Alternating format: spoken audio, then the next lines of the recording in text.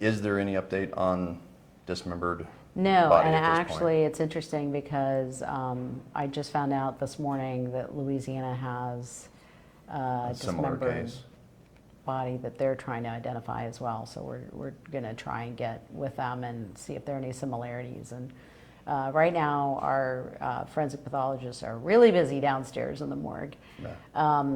So when they come up, we'll have a discussion about sharing some information with Louisiana and trying to see if there are any similarities in the way these bodies were treated.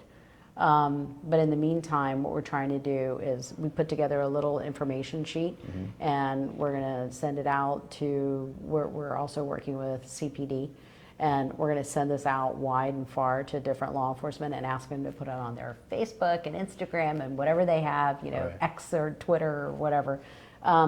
Because I found out, and it was actually kind of a shocker to me, that it's not just the young kids that are not paying attention to the local news, unfortunately. It's even middle-aged people. So I thought, well, Instagram and whatnot, you know, to get it out, TikTok, Right. and maybe, you know, to get it out to young people. But I talked to a 53-year-old woman last week. Never even heard about the case. And I said something about, yeah, you know, we're putting together the social. She goes, what case? Right. What dismembered body case? I'm like, what, have you been under a rock for the last 2 months? Right. She had no idea.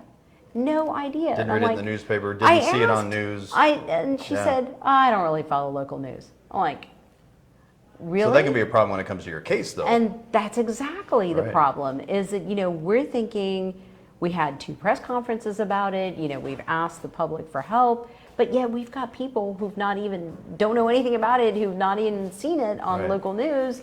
And how do we get to those people? How do we get the information out? So I'm hoping that spreading it out on social media and having people share it, page for page, you know, state by state, and see, we suspect that maybe she's not from the area, Right. you know, just because we've had no contact. On the other hand, we've got people that don't even know about her in our own community, Right. so maybe it's just a matter of not getting to enough people. And when are you doing that blitz? When are you going to push that out? We're actually working on it right now. Cincinnati PD already put something out, so we're going to be working on that this week, trying to get it out. So that's reportable. Yeah, obviously. absolutely, And, yeah. And the connection of Louisiana, that they have a case and you're going to be looking to see if there's similarities. It's just right now all I have is that they have a case. that they have a case. You're going to see if there happens to be any similarities. We're going to try and find out what Yeah. the circumstances are in that case and see if there are any similarities. And Okay. they're also having trouble identifying that case. So, Right.